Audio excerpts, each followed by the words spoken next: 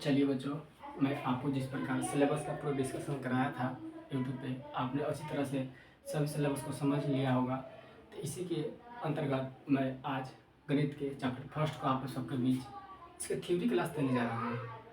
Theory के बाद आपको क्वेश्चन के अनुसार से टाइप वाइज क्वेश्चन, सभी क्वेश्चन के टाइप वाइज कराए जाएंगे। जिसके लिए चैप्टर का फर्स्ट वाला चैप्टर का नाम है क्या, वास्तविक संख्या। हमको फर्स्ट में पढ़ना है, वास्तविक संख्या पढ़ना है।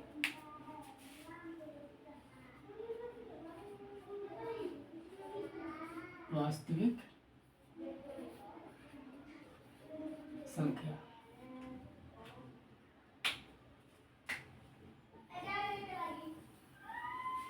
फर्स्ट चैप्टर का नाम मेरा क्या है, वास्तविक संख्या, जिसको हम लोग इंग्लिश में रियल नंबर के नाम से जानते हैं। इसके अंतर्गत मैं आप सबको पहले ही बता देना चाहता हूँ, अगर मैथ आप बिल्कुल शुरू से ही पढ़ना चाहते हैं तो आपको क्लास के साथ साथ एक नई कॉपी रखनी होगी, जिसमें आपको थ्योरी का लाइन बाई लाइन पूरा ये जगह लिखा हुआ रहना चाहिए। उसके बाद आपको टॉपिक वाइज क्वेश्चन कराए जाएंगे चैप्टर के अनुसार से। जैसे फर्स्ट नंबर चैप्टर है वास्तविक संख्या है, इसको इंग्लिश में हम लोग रियल नंबर के नाम से जानते हैं।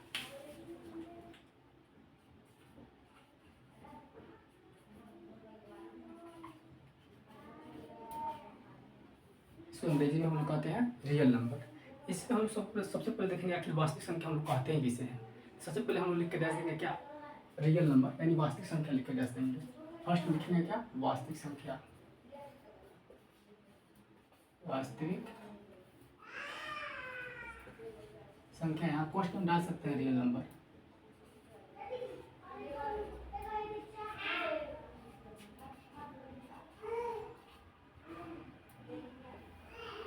सबसे पहले हम देखेंगे कि आखिर वास्तविक संख्या कहते हैं किसे हैं हम लोग। देखिए इसमें वास्तविक संख्या अगर हम कहें तो वैसी संख्या जिसे हम लोग क्या करें, संख्या रेखा पर दर्शाया जा सके।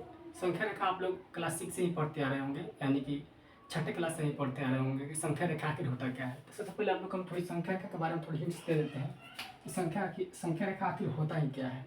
देखिएगा सबसे पहले संख्या रेखा, इसको नंबर लाइन बनाया जाता है।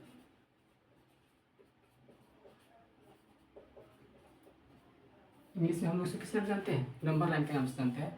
सबसे पहले देखेंगे आखिर हम संख्या क्या कहते हैं, किसे कहते हैं।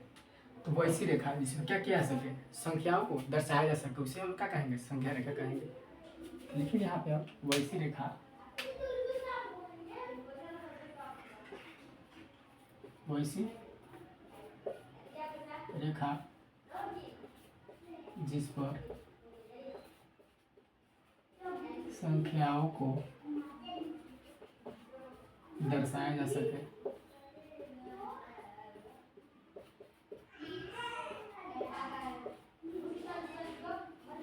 उसे संख्या रेखा कहते हैं।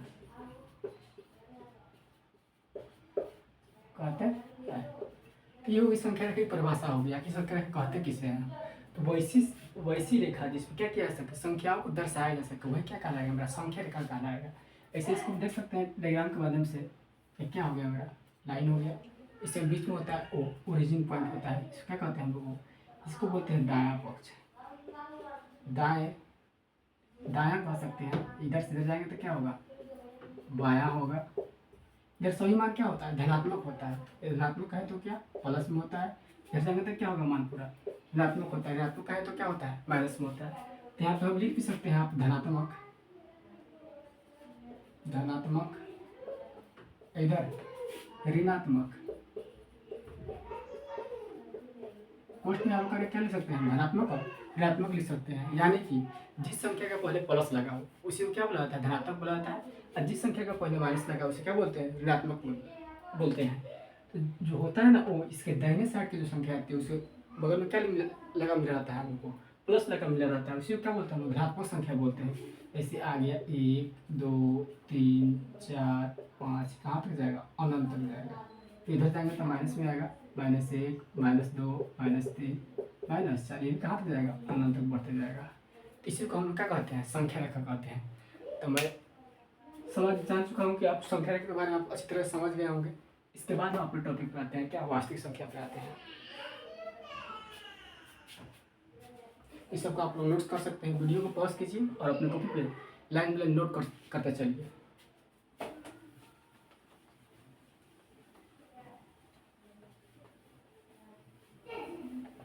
अब देखते हैं, आते हैं हम अपने मेन टॉपिक किस पे आते हैं, वास्तविक संख्या पे आते हैं।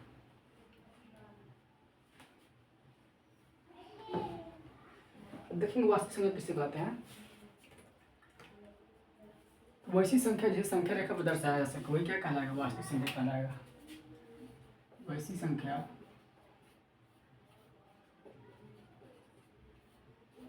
जिसे संख्या रेखा पर दर्शाया जा सके उसे वास्तविक संख्या कहते हैं। तो वही वास्तविक संख्या का आप लोग के बीच परिभाषा हो गई। देखिए वास्तविक संख्या रेखा को हम लोग माइनस वाले को भी दर्शा सकते हैं, प्लस वाले संख्या को भी दर्शा सकते हैं, यानी कि धनात्मक संख्या और ऋणात्मक संख्या दोनों को दर्शा सकते हैं। इस एग्जाम्पल में हम लोग देख सकते हैं, इस एग्जाम्पल को यहाँ से देखते हैं, एग्जाम्पल देखते हैं, -5 -4 √4 3 0 1 2 कहाँ तक जाएगी, पर अनंत तक संख्या जो होगी ना उसको हम लोग दर्शा सकते हैं किस पे, √4 लिखे हैं तो इसको हम लोग 2 लिख सकते हैं, इसी के लिए लिखा गया √, रूट में कोई संख्या रहे उसको हम लोग दर्शा नहीं सकते हैं। इसे -√3 हो गया, -√4 हो गया, क्या होगा नहीं दर्शा सकते हैं। इसमें आप लोग के बीच आ जाएगा वाट पूर्णांक वाली संख्या भी आ जाएगी, इसको पी/क्यू के रूप में बोला जाता है, यहाँ आप लिख सकते हैं 2/3 1/4 -3/2 -1/4 और क्या लिख सकते हैं, दशमलव वाली संख्या लिख सकते हैं 3.4 4.5। ये सब क्या है, वास्तविक संख्या है, इसे हम क्या कर सकते हैं, संख्या रेखा पर दर्शा सकते हैं, इसीलिए इसको क्या बोलेंगे हम, वास्तविक संख्या बोलेंगे। अब देखिए वास्तविक संख्या के बाद हम लोग देखेंगे इसको आखिर कितने भागों में बांटा गया, वास्तविक संख्या के बाद को देखें कितने भागों में हम लोग बांट में पढ़ते हैं, आप लोग इसको नोट करते चलिए।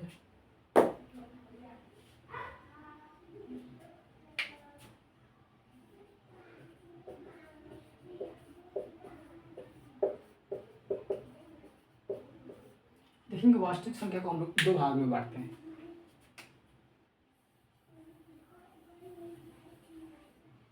फर्स्ट वाला भाग आएगा परिमेय संख्या, सेकंड वाला भाग आएगा अपरिमेय संख्या। फर्स्ट में परिमेय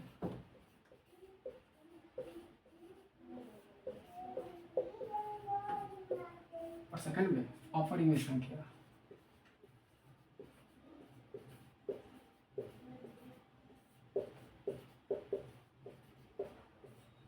दो भाग में इसको बांटेंगे हम, फर्स्ट में परिमेय और सेकंड में अपरिमेय। इसको इंग्लिश में बोला जाता है रेशनल नंबर, इसको इरेशनल नंबर बोला जाता है। इसका अंग्रेजी भी आप चाहे तो लिखते हैं या आप सुन ही लिए होंगे।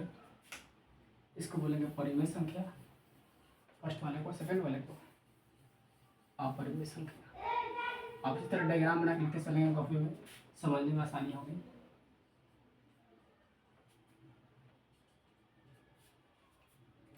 अब देखिए इसको तो वास्तविक संख्या को हम 2 भागों में बांट दिया। अब देखेंगे आखिर वास्तविक संख्या में परिमेय संख्या किसे कहेंगे और अपरिमेय संख्या किसे कहेंगे। सबसे पहले परिमेय संख्या की परिभाषा देखते हैं। वैसी संख्या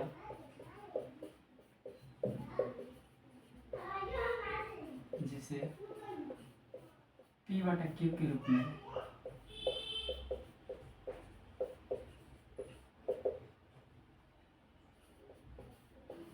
लिखा जा सके,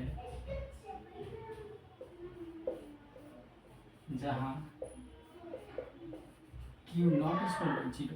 इसको हम लोग पढ़ते हैं q नॉट इक्वल टू 0। इसका मतलब आखिर होता है क्या है, कहीं कहीं आप लोग लिखा हुआ देखते होंगे कि q नॉट ऐसे लिखा हुआ देखते होंगे। इसका मतलब क्या हुआ, q का जो मान है ना 0 के बराबर नहीं हो सकता है, इसको हम लोग क्या बोलते हैं, q नॉट इक्वल टू 0 बोलते हैं। q नॉट इक्वल टू 0 तथा p और q में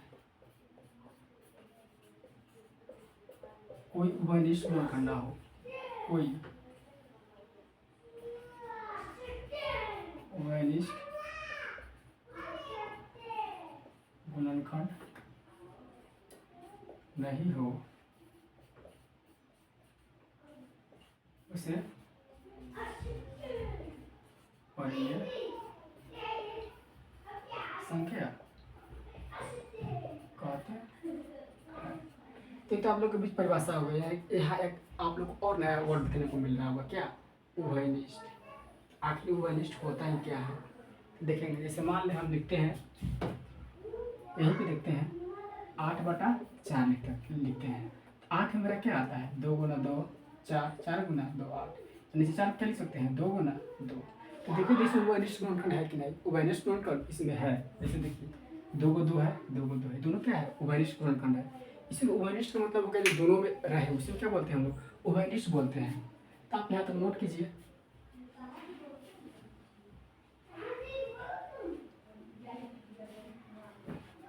नोट करने में परेशानी हो रही तो आप लोग वीडियो को रोक कर वहाँ नोट कर सकते हैं। चलिए इसको मिटाते हैं और आगे देखते हैं हम लोग। पहले इसका एग्जाम्पल देख लेते हैं हम लोग, आखिर परमेशन के एग्जाम्पल में क्या किया जाएगा। इसे एग्जाम्पल देखते हैं 5/7, 3/4, 1/2। ये सब क्या है? परमेशन का एग्जाम्पल है। यहाँ पे हम जीरो भी लिख सकते हैं। जीरो क्या है? परमेशन का एग्जाम्पल है। जीरो के नीचे क्या आ सकता है? 1 आ सकता है।